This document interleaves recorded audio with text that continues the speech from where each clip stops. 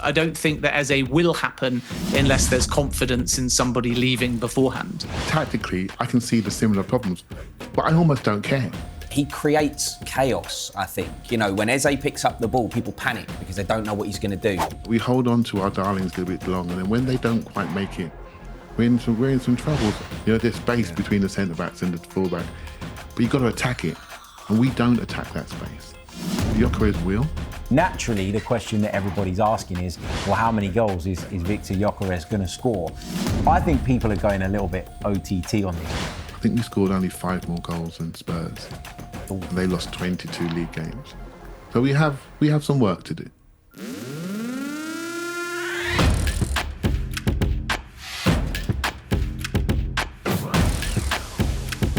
Hello and welcome to Inside Gooners, talkSPORT's dedicated show about all things Arsenal. After a break over the summer, it's great to be back and we've got plenty to get stuck into over the next 45 minutes or so.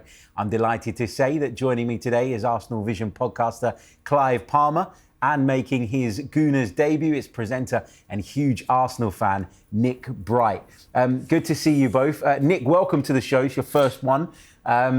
How have you found the summer so far? Are you glad that the Premier League is just around the corner again? Mate, I am over the moon that the Premier League is back. I think the break is needed, I'll be honest. You know, pre-season's been great. We'll talk about that in more detail shortly, I'm sure. It's good to see the boys back out there. But yeah, I'm so ready for competitive football to be back, especially because, you know, we've made quite a few decent signings, I think, over the summer. And the great Clive Palmer is with us as well. Clive, good to have you alongside us, mate. I've missed your dulcet tones. I mean, I hear them on your podcast, but to be able to speak to you again is an absolute pleasure. How have you enjoyed the summer, or are you two, like us, raring to go again? Yeah, raring to go. Got the friendlies this week. I can't wait to see them and to see the players on our grass and not watching them slip about in Hong Kong, which is obviously a challenge for us. So, yeah, we've signed a lot of footballers, right? But we're still not happy yet, though, are we? So no doubt that'll come up in discussion. We're never happy. We're never satisfied. We just want more and more and more. Look, first up, we're going to focus on the most exciting part of the off-season, which is always, of course, the transfer window. Some key signings have already come through the door, including Viktor Gyökeres, Martin Zubimendi and Noni Madueke. But how much more business will we get done before the deadline? Joining us to answer all the key questions is transfer guru and one of the busiest people in football right now. It's Ben Jacobs. Ben, welcome to the show, mate. How have you found the summer? Everywhere I turn, Ben Jacobs is there giving updates. He's been super busy. It's been great. It has been busy. Great to be here. I'm growing this beard and it's not going to stop growing until the Benjamin Sesko saga resolves itself. And I think Arsenal fans will be watching that and maybe thinking bullet dodge. Now you've got Viktor Gyökeres through the door. Yeah, I mean, when you look at the price point that Benjamin Sesko is likely to move at, I've got to say, and I don't know what you guys think about it. I'll come to you, Nick, very quickly. I mean, we were heavily linked with this player. There was a point for me where the price started to get out of hand, and I'm glad we pivoted the way we did. What's your kind of overall feeling on it? Yeah, just seeing what Newcastle put in last night. What was it? 80 plus 10, I think, euros, million, of course.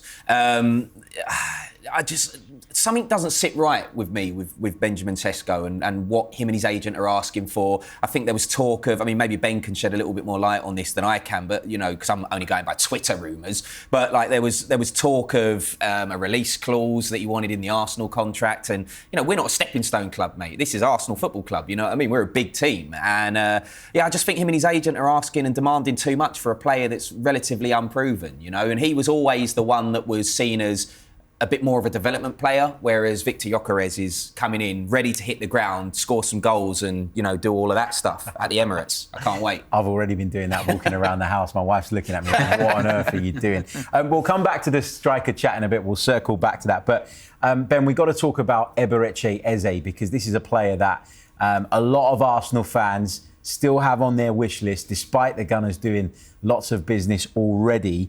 How likely is it, in your opinion, that this is a transfer that gets completed before the end of the window?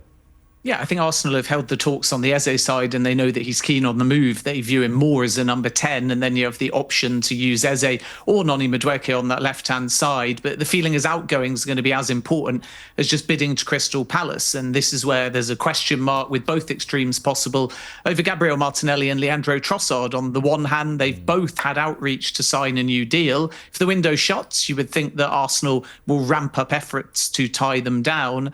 But with the window open, and even though they've had some positive talks with each player, maybe one of them could depart and it could open up the door. So I think Arsenal have got a big decision to make, because if one of those two leaves, they could pivot for a left-wing specialist.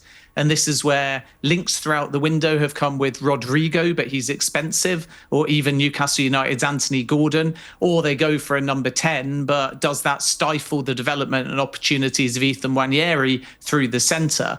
Clive, how keen are you on Eberechi Eze? And I guess the big question around him is, as Ben sort of touched on there, where does he fit in? He's not quite an out-and-out left winger. You feel like he'd be competing maybe with Martin Odegaard if you were to use him in a more central area. So where does he fit into the Arsenal picture for you? It's not immediately obvious, really. Let's be honest. The way we played last season. There's two sides to this, right? There's the soft factor side. I don't think there's anybody that wouldn't like him on that side of things, because we know his backstory, we know what he does on the pitch, how much joy he brings to the pitch, and his technical ability, which I think is really, really high. Watching the games over in the Far East, I thought some of our technical ability on the ball was quite low. Regardless of the fact it's pre-season, we've got heavy legs, etc. You're looking for more technicians, and there's the football side of things. You know, I know he's not the same player, but we had a similar problem trying to fit Smith Rowe in once Odegaard was in on the other side. He wasn't quite a left winger. He wasn't quite able to sort of usurp Odegaard in that 10 position, and he wasn't quite an 8. And so tactically, I can see the similar problems, but I almost don't care, because he's a much better player. When the ball comes into his feet, everything changes. Pictures change. People trust him when the ball comes in, so they start to move. And for me, a lot of our creativity is down to the fact of our lack of movement. Why don't you have movement? Because you don't have enough technical ability on the ball, and so you stand and you wait for it to come back to you. When players can beat people, you start to flow, you start to move. I want more of those players in the club, and the manager can work out where they stand. Yeah, I completely agree with that. I've been asked this question a lot over the last week. You know, where would he fit into the picture? For me, it's not about shoehorning him into any one given position. It's about bringing a bit more spontaneity to our attack, bringing someone who plays off the cuff, who's bold, who's brave in the final third. And I think we lack that at Arsenal. And I think by default, when you don't have enough of that, you can go into a kind of more of a structure. And I mean, people might disagree with this, but I always think structures are for defending, not for attacking. You want to see a bit more movement and a bit more sort of bravery. I mean, Nick, where do you stand on the Eberechi Eze thing? Would you have him, and where would he fit in for you? Mate, I mean, I'd have him for so many reasons. Firstly, I grew up a stone's throw away from Selhurst Park, so, you know, it's not really the thing to say on Inside Gooners, but Palace, my second team, I pay a lot of attention to what Crystal Palace do. And I just think, you know, Clive touched on it there, like, he creates chaos, I think. You know, when Eze picks up the ball, people panic because they don't know what he's going to do. He's got a trick in him, you know what I mean? He's got a great shot on him. He can beat a player. He's got a great pass on him. You know, he's got so many attributes that we need at the moment. You know, we've only got to look at the Spurs game in pre-season. Again, I know it's pre-season and a lot of people are getting carried away, you know, because it's Spurs, blah, blah, blah. But, you know, we struggled to create again in the final third. Like in that, think back to the second half. You know, I know they had a goal, but it was a mistake and they scored a goal from the mistake and blah, blah, blah. But in that second half, it was all Arsenal. But again, similar story to a lot of games last season. We just weren't able to create that final bit of magic. Especially, you know, it would have been amazing in the last, 20 minutes Gyökeres got? In the last 20 minutes to create something for him, bang, would have been great. But yeah, Eze, I think, does that. You know, bring him into the team. He's done it in the Prem for a team that aren't as good as us, let's be honest. If you put him in that midfield, in that 10 spot, I know Odegaard's got it locked down at the minute, but put him in that 10 spot, I think he creates goals. I really do. Yeah, I completely agree. And I think, you know, you look at the fact that he's developed as well over the last sort of 12 months or so. He's become a much better box crasher and goal scorer as well. Ben, let's talk to you a little bit about Leandro Trossard, because, you know, you mentioned that there might need to be some outgoings before Arsenal can really accelerate in their attempts to sign Eberechi Eze. Is Leandro Trossard likely to be one of them? Is he eager to leave the club, from your understanding? I don't think necessarily Trossard or Martinelli are eager to leave the club, and Arsenal have to be careful how they present this, which is why we're going to hear a lot of not for sale. Because like I said before, there's both extremes where if the window shuts, there's a fair chance that Martinelli, Trossard, if still at the club, will continue to speak about extending their contracts and thus protecting their value. But at the right kind of offers, Arsenal will entertain business. Al Nassr already made an inquiry about Gabriel Martinelli. They subsequently have signed João Felix, so they're not looking for a left-sided attacker now. But when they asked, the question was Martinelli's not for sale. So people are naturally assuming that it will be Trossard, more likely if one of them is to go, that could depart, especially given his age. But it's a toss-up in the sense that Trossard is valuable as a squad player and willing to stay, and understand that if another left-sided attacker comes in, his minutes may diminish. Whereas with Martinelli, they can get a much bigger fee if they choose to sell, but they still feel like he has that high ceiling and potential to play a very important role. And this is what makes the situation fascinating. So I think it will be a case of if a box office left-sided attacker arrives, whether that's Eze as a 10 or some of the left wingers that I mentioned before, then Martinelli is actually the one you could change your perspective on if the right kind of fee presents itself. The challenge is that Saudi interest for now has gone away. Trossard could also depart, and I think if Arsenal said to him, look, we're bringing in somebody, you're going to get even less minutes, he would accept that and leave amicably. But suggestions, for example, that Fenerbahce are close or engaged with the player are not correct to my understanding. So you've also only got 4 weeks to find him a club as well. I think there'll be Premier League interest in Leandro Trossard too if Arsenal make him available. So it remains possible that Trossard or Martinelli leaves, but actually at the time we're live, there's nothing advanced or imminent with either departing, which again probably explains why Arsenal haven't yet shown their hand in the market.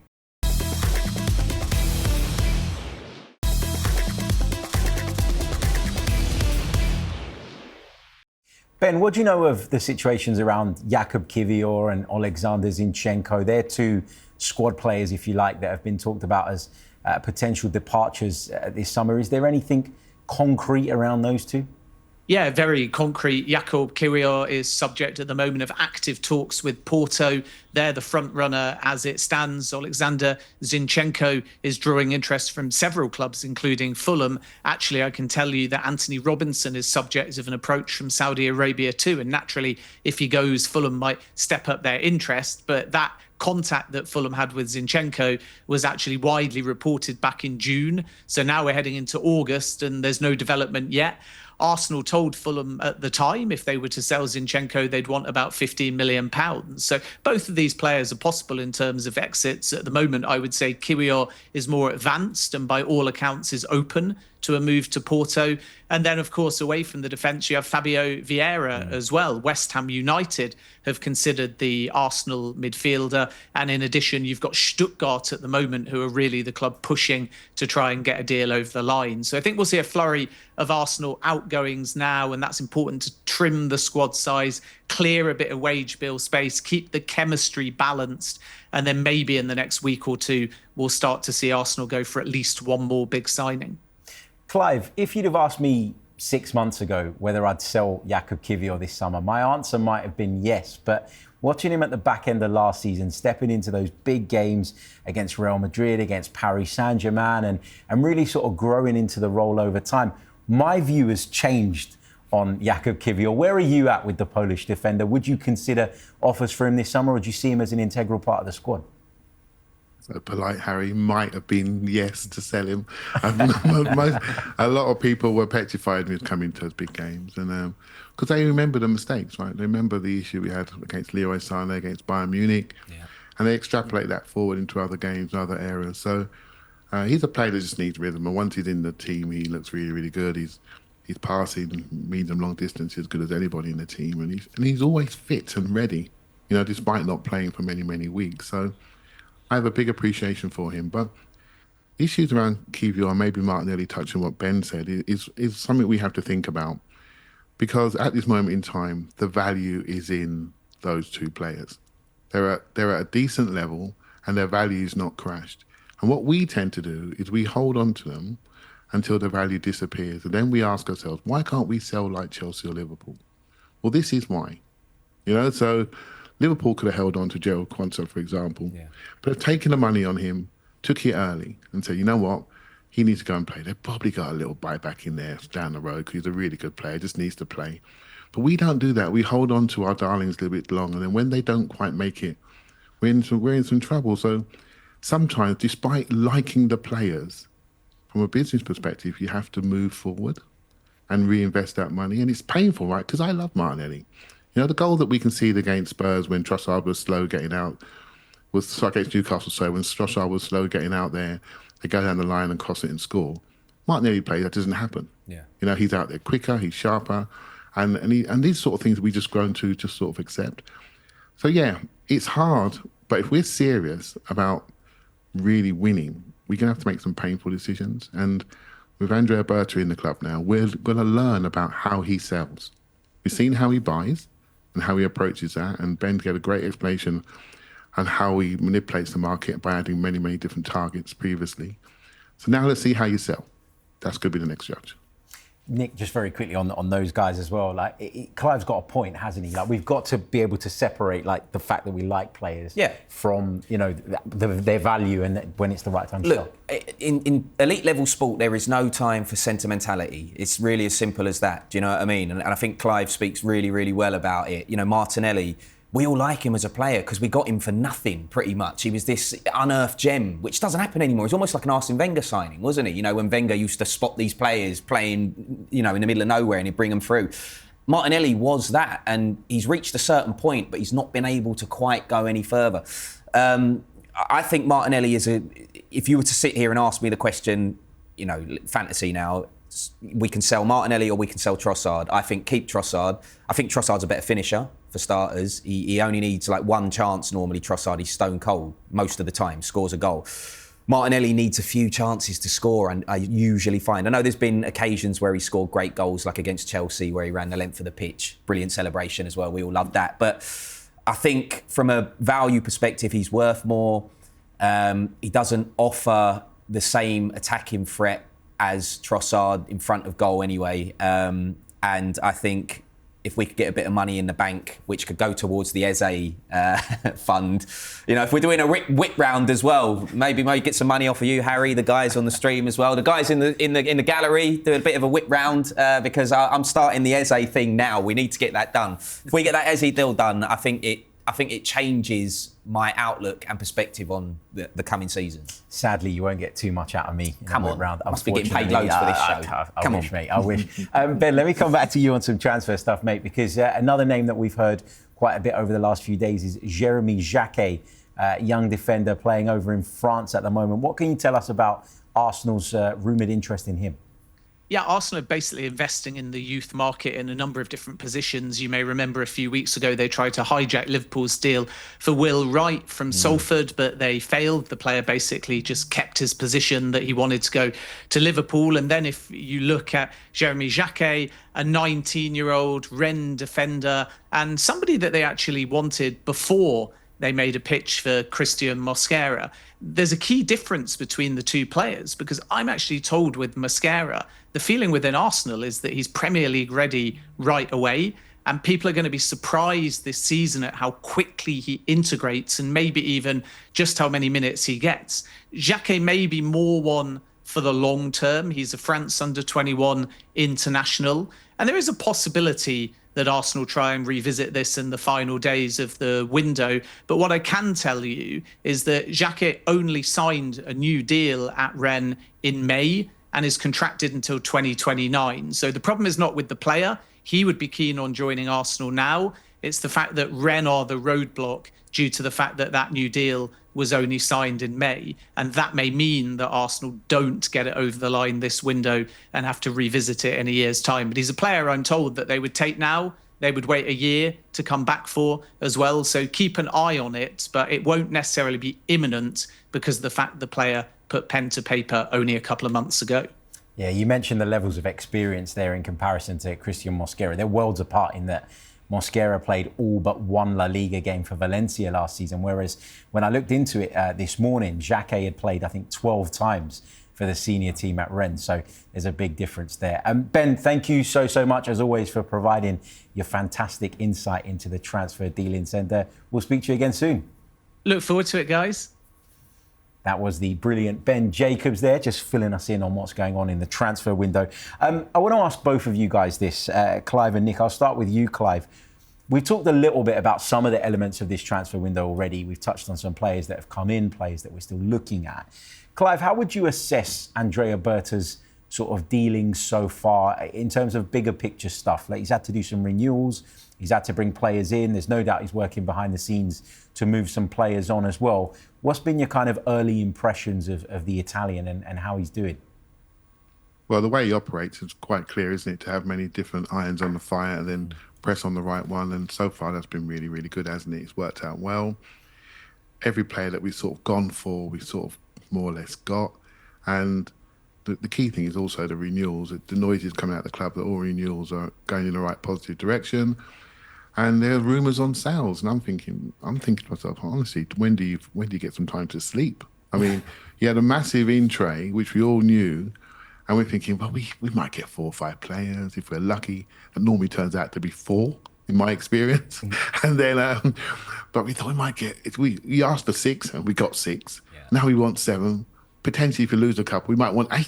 Right, so and that hasn't happened for a very long time. And you ask yourself, wow, this is a real chance of sort of reinvigorating the message in the squad, you know, with new players, a new coach, a new sporting director, and he has a chance to really lift levels to the whole squad. And I'm here for that. I think there's sometimes you just need to bring new people in with different institutional knowledge that's outside of the club, with new connections, new networks, and that helps the club grow. We're a club that promotes from within, but there is a time to look outside. And I think this was the time to do that, to support the manager in a slightly different way. His new coach he's brought in as well, an experienced man, an older man that brings level of intensity. But for anyone who's met him, says the same thing. He's just as intense as Mikel Arteta. That means if you're just as intense as Mikel Arteta, you must be intense. And so the whole environment is going up, right? So as watching fans, all we want is for them to care as much as we do, right? And they do, and the actions are showing it this summer. And there's a problem though, lads. This is the problem, right? So there are other teams out there, and they are doing their work too. And they are developing an aura around them, particularly Liverpool with their signings. And we are being judged almost in contrast to them. And so we're now looking at our signings and wondering if they're good. We haven't seen them all yet, but are they good enough compared to what Liverpool are doing and what they could do? And so that's the challenge, right? So we just got out of the Man City aura era. We turn around 1 year and Liverpool developing their aura. And what are we doing in the middle, right? So we need to be really strong and competitive. So I do think it's a very interesting first 2 months of the season in particular.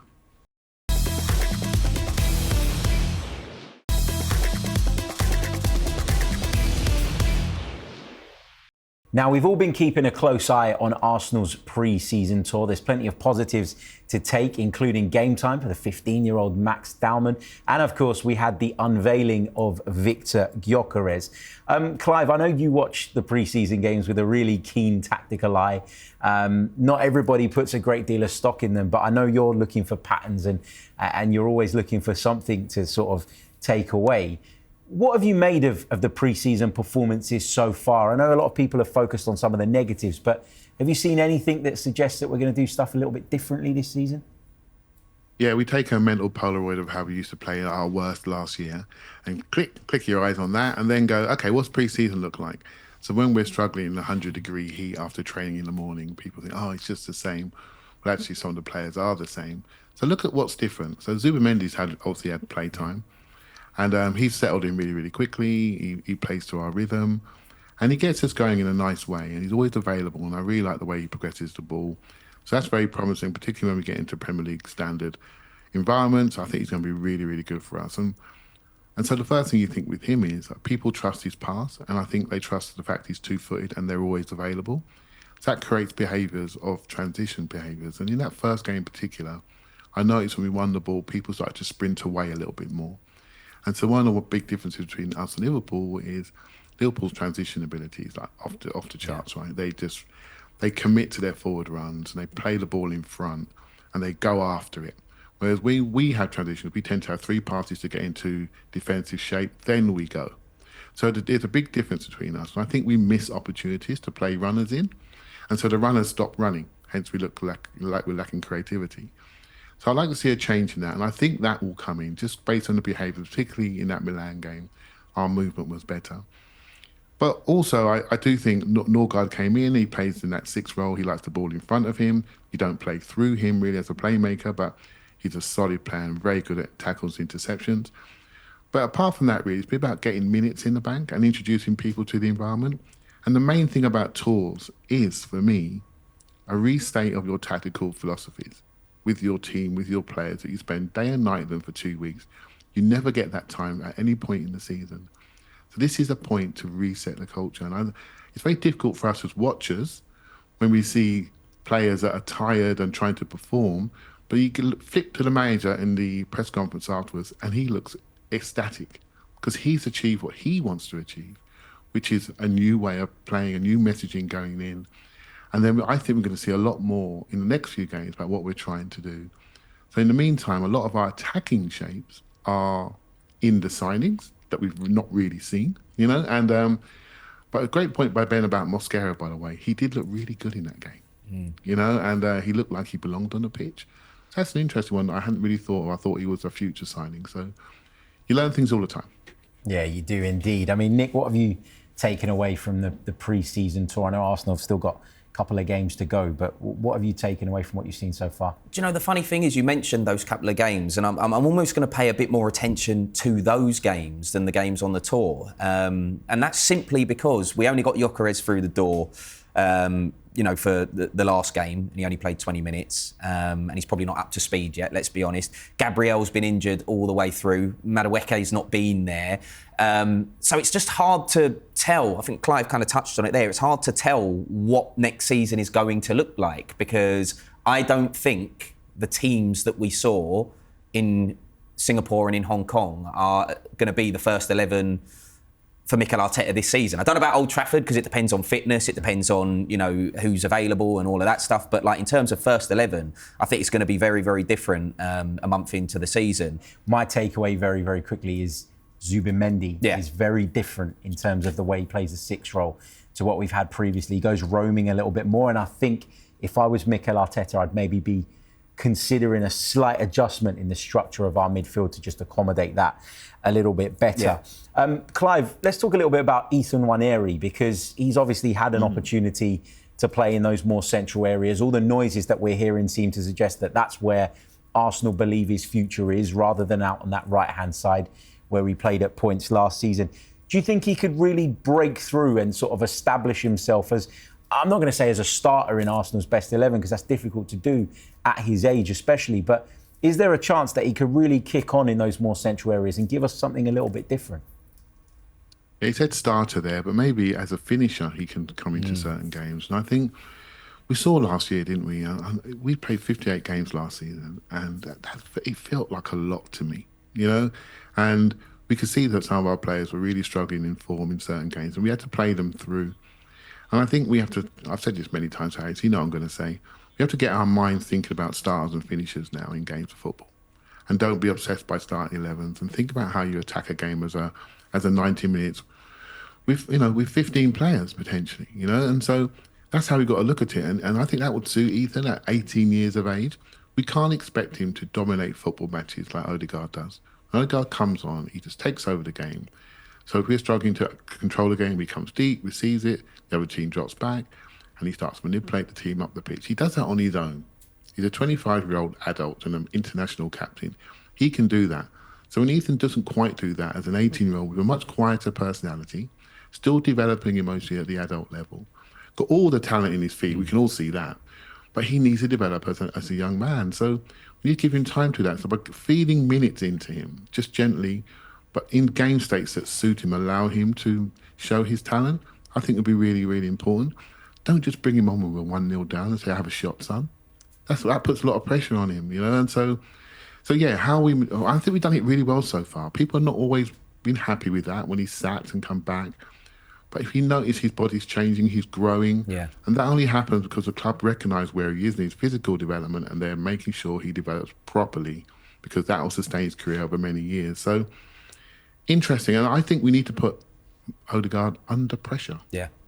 And that's the same for everybody. This isn't a crash at Arsenal. You can't just rock up and take your shirt and play bad and expect to play next week. If we want to win, one of our competitive edges is having a competitive group. And that's what we're going to see this year with the numbers that we brought in. People should feel under pressure for their place. And if they do, they may just keep their form a little bit longer. That cross goes on the button. That shot goes in the top corner. These are the fine details that maybe allowed us to draw 14 games last year. And I cannot get that number out of my mind. 14 games. And just half that. And look how our season would have changed. So we've got to create an edge. And I think the club's trying to do that by lifting the quality of the squad, lifting the depth of the squad and putting people under positional pressure. Yeah, I think all fantastic points. And I love seeing Nwaneri in those more central areas because you mentioned it there, Clive. He's got quite the shot on him, hasn't he? And you feel like he could find the back of the net on a few occasions. Nick, I've got to ask you about Dauman, young Max Dauman. We've heard this name for a while. We knew that he was this really special talent coming through for quite some time. I feel like we've got to be cautious in the way we discuss him because of his age. But what do you expect next season to look like for him? How much will he feature? Will he feature at all, in your opinion, for the first team? Where does he fit into the picture? I mean, I agree with you completely, just in terms of we have to be careful. Let's not get carried away. But at the same time, we're going to get a bit carried away, aren't we? Because he is a sensational talent. Just what we've seen, like you said, we've heard the name, and anybody that's followed the academy would already know. But seeing him with playing against big men on the tour and doing what he's doing, unbelievable. How much will he feature? I can't imagine he'll feature much in the Premier League. But look, the cups. I think there'll be opportunities for sure in the Carabao Cup, in the League Cup. I hope so. Anyway, we spoke just briefly before we came down to the studio, Harry. Next season, I hope we can go on a bit more of a cup run in both competitions because it will be nice for players that aren't necessarily Premier League ready players to get more action, more minutes under their belt. So that will benefit Ethan Nwaneri as well, for sure. But Max Dauman, I think he could be the next one.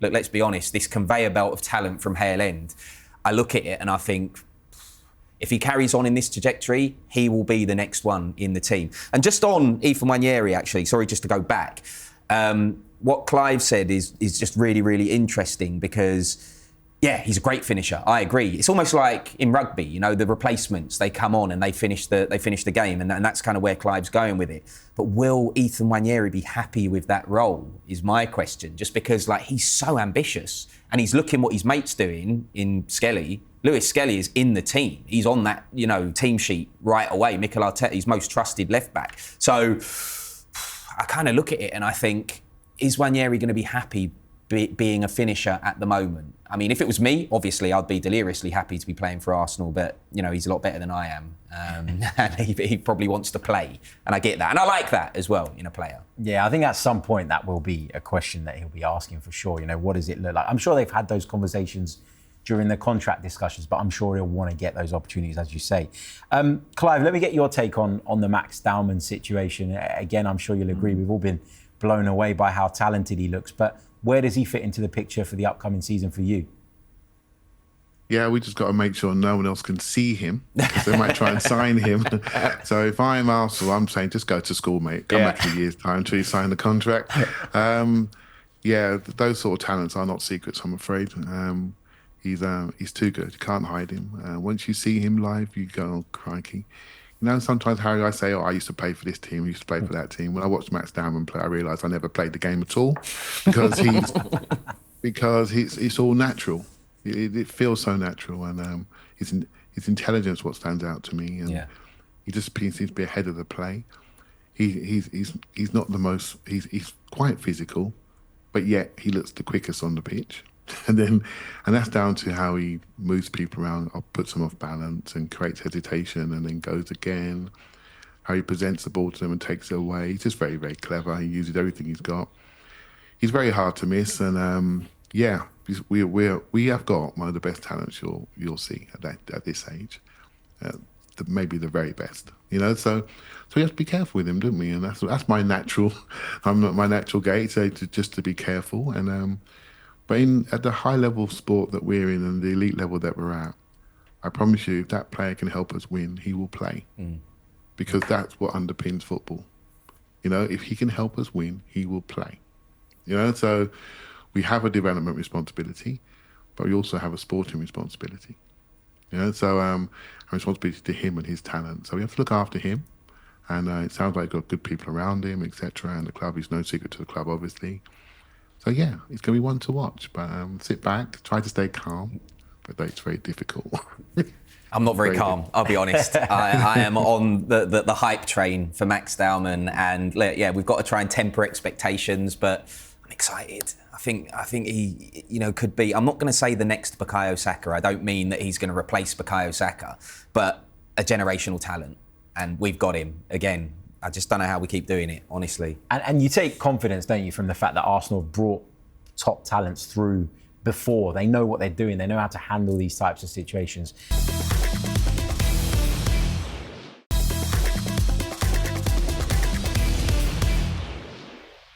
Now, with just a few weeks to go, not even that now, until the huge opening game against Manchester United, we need to have our first assessment of how we think the mighty Arsenal will get on this season in what will hopefully be a campaign to remember. Clive, the main story of the window was the signing of Viktor Gyökeres, a prolific number 9, exactly the type of player that Arsenal have been missing for quite some time. How much of an impact do you think he and the fact that he's a natural number 9 will have on Arsenal moving into the new campaign?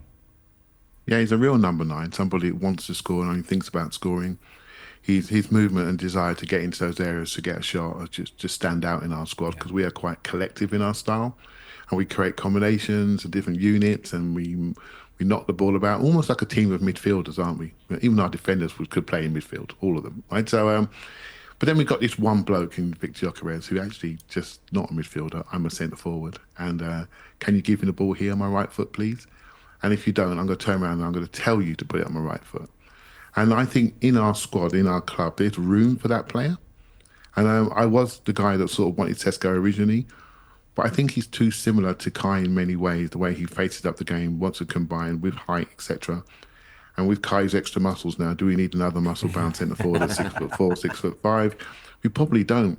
Whereas Gyökeres offers that diagonal movement, that running in behind. The lateral movement is what really interests me.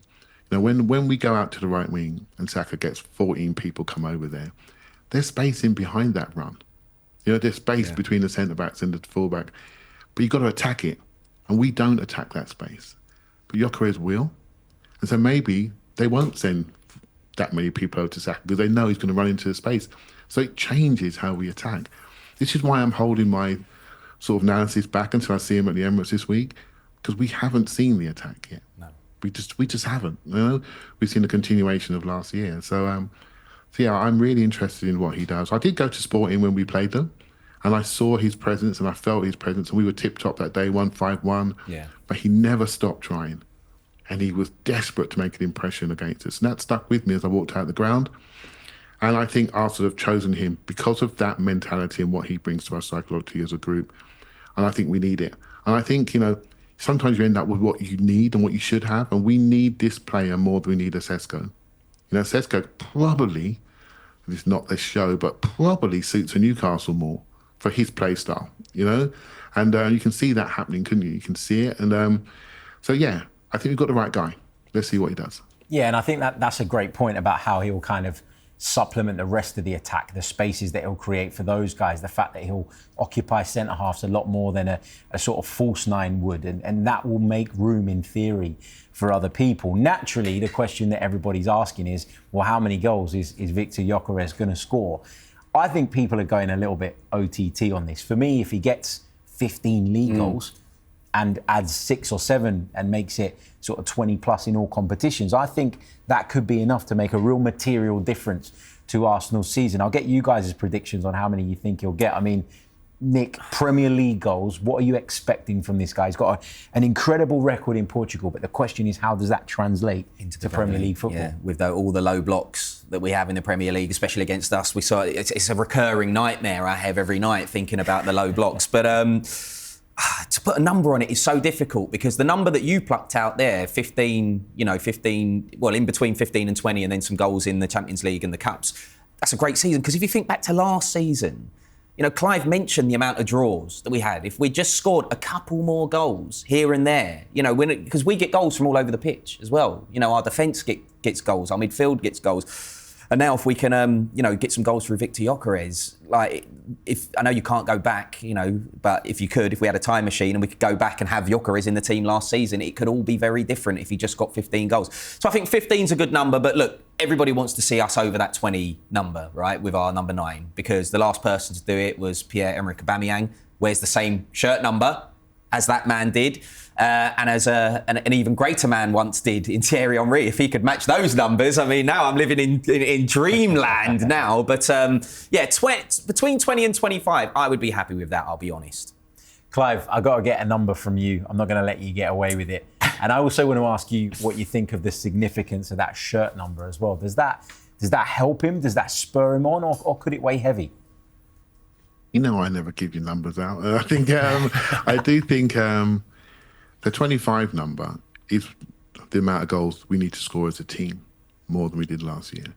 I think we dropped 22 goals from the season before last season, and that's not good enough.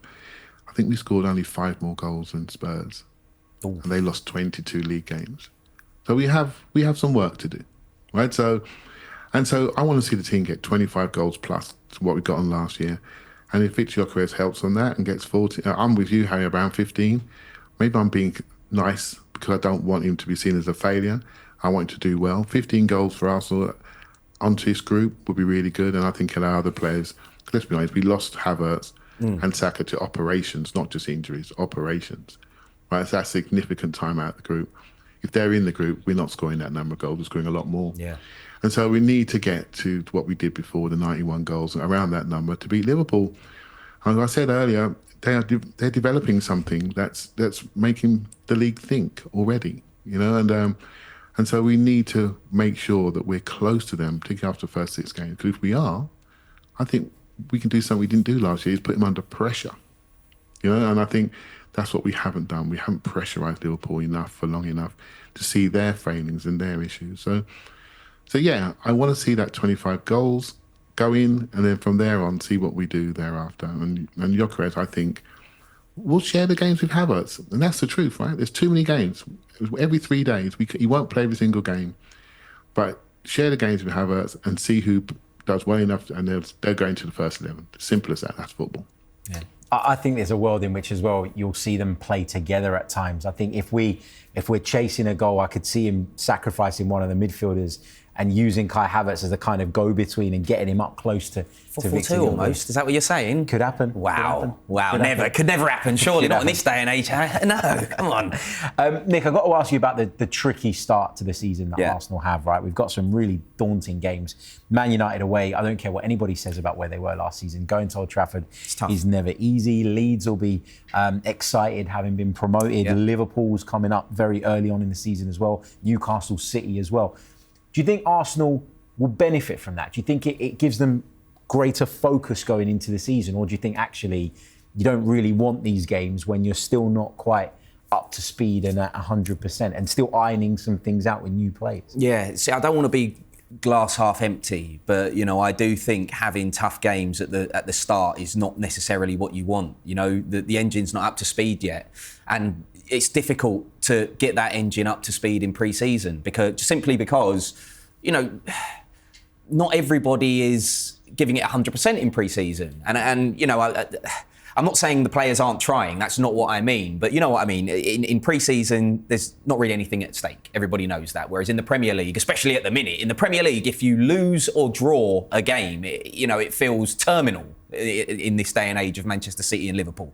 So going up against Manchester United in the first game of the season, I feel like that could be tricky. They're going to be right up for it. They've played quite well, actually, Manchester United in pre-season, annoyingly.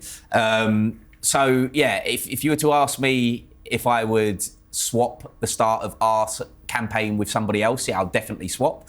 But at the same time, look, if we come out the traps quickly and we do very well in the start of the season, I'm not going to put a points tally on it, but if we do very well at the start of the season, that's those tough games out the way. And then you've got an opportunity then to, just go about your business. Yeah. Silently, go about your business, picking up 3 points week in, week out. And then look, those other teams, Liverpool and Manchester City, they're going to have to go for a sticky patch at some point, a difficult run.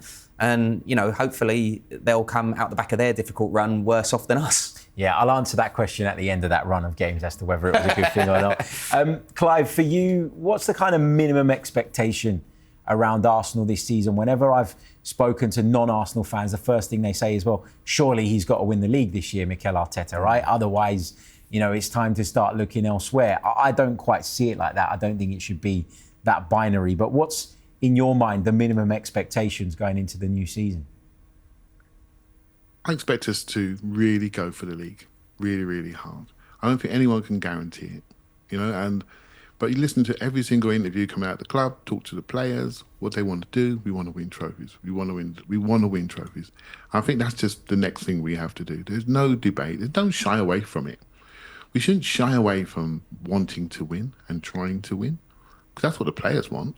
It's about how you go about expressing that, I suppose, in the online world, and how you want to hold people accountable for not winning a game or even a pre-season game. And so I do think we the level of calm when it comes to these issues, because we need to create an environment where the players can win. There's enough people external to Arsenal trying to stop us. Maybe we shouldn't be trying to stop us from the inside, and that's how I feel. That's how I go about things. But we shouldn't be afraid of trying to win and wanting to win and saying we want to win. We need to analyse, when we did have our peak period, why we were winning, right? And a lot of those games, we scored early in those games. Yeah. We controlled the game states, and I think that's a really key point.